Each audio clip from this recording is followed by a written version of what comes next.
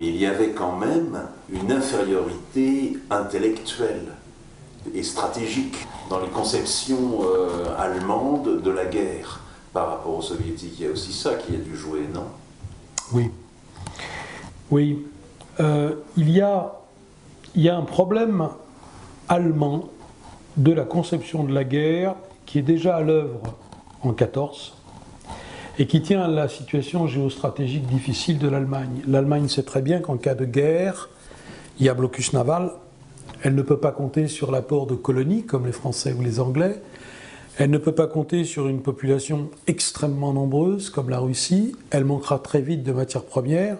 Les Allemands ont toujours été dans la nécessité de l'emporter rapidement. C'est donc développé au sein de l'état-major allemand, à partir de 1880, de façon plus nette après 1892 et de façon caricaturale après 1933, cette idée que la guerre est quelque chose qui peut se résoudre à la suite d'une bataille décisive. On retrouve notamment dans les mémoires de Manstein sans arrêt cette idée d'une Entscheidungsschlacht.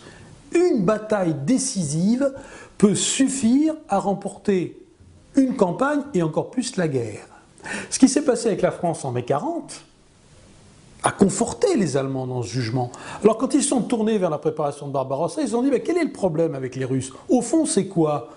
Le problème, c'est une campagne de France à l'échelle 4. Eh bien, qu'à cela ne tienne, on va faire 4 batailles d'encerclement géant, 4 Entscheidungsschlachten, 4 batailles décisives qui auront raison du russe. Et c'est évidemment une conception totalement obsolète de la guerre, qu'on ne peut même pas appliquer en gros à l'époque napoléonienne. Et ça, les Russes, les penseurs russes le savent depuis la fin des années 20. Un Zietchin, un Isserson, un Triandafilov sont des gens qui ont très vite compris et fait comprendre autour d'eux que les systèmes militaires modernes, parce qu'ils sont complètement intégrés aux États-nations, ont une résilience énorme. On peut très bien remporter 4, 6, 10 batailles de Cannes énormes. Pour autant, on n'a pas gagné la guerre. Ces Allemands qui ont passé leur vie à étudier la bataille de Cannes, ils auraient dû se demander, mais comment se fait-il qu'en gagnant Cannes, Hannibal perde la guerre? Ils ne se sont pas posé la question. Et ils reconduisent ce paradigme d'une campagne fulgurante, menée à grands coups d'encerclement, qui ont un coût énorme. Ces encerclements ont un coût énorme, en termes de temps, pour les Soviétiques et pour les Allemands. En termes opérationnels, en termes de temps, en termes de dépenses de munitions, en termes de mouvements inutiles, de marche, de contre-marche, c'est un coût absolument gigantesque. Et même de pertes humaines. Et de pertes humaines, oui, oui, les Allemands, quand même, c'est pas une promenade. Il y a, en gros, au 31 décembre, c'est le tiers de l'armée, le tiers de la Ost-Heer qui est par terre, qui a disparu. Donc c'est un coût absolument considérable. Mais il y a effectivement une infériorité culturelle, intellectuelle, pardon. L'infériorité culturelle, ce sont les Allemands qui la postulent face aux Russes, mais il y a une véritable infériorité culturelle, intellectuelle du grand état-major allemand.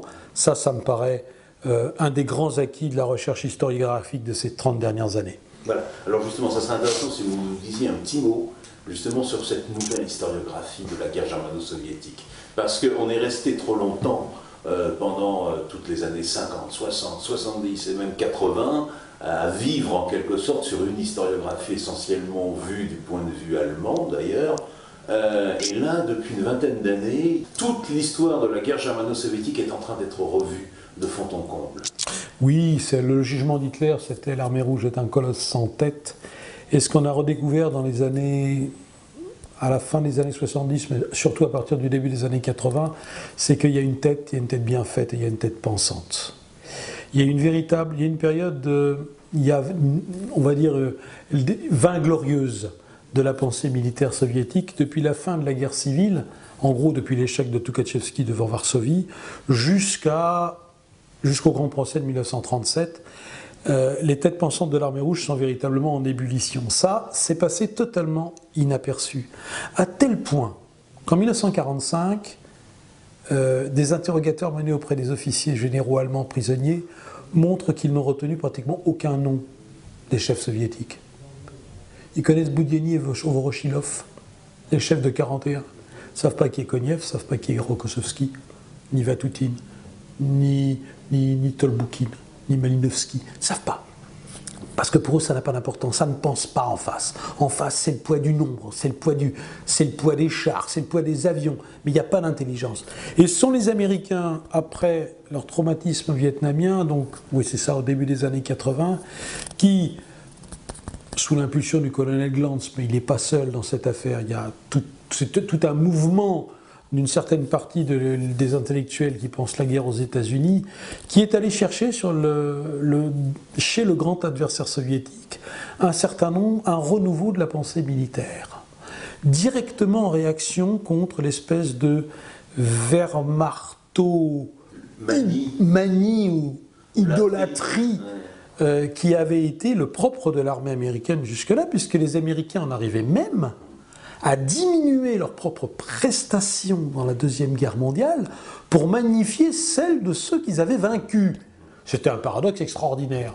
Alors on ne va pas rentrer dans les détails, on n'a pas le temps ici, mais c'est bien des États-Unis qui est venu, qui est parti, qui a été lancé ce vaste mouvement de réexamen de la performance soviétique. Et je pense que ce dossier de Barbarossa, il a cette vertu, c'est qu'on va aller pêcher, on va aller prendre l'armée rouge au fond du gouffre, où elle aurait pu disparaître, et montrer à nos lecteurs que déjà se trouvent les graines qui vont permettre ce renouveau, qui dès décembre 1941 permettent à Hitler, dont on voit qu'il avait la tête pas si mal faite que ses généraux ont bien voulu nous le faire croire, qui donc ce Hitler comprend que la guerre est perdue.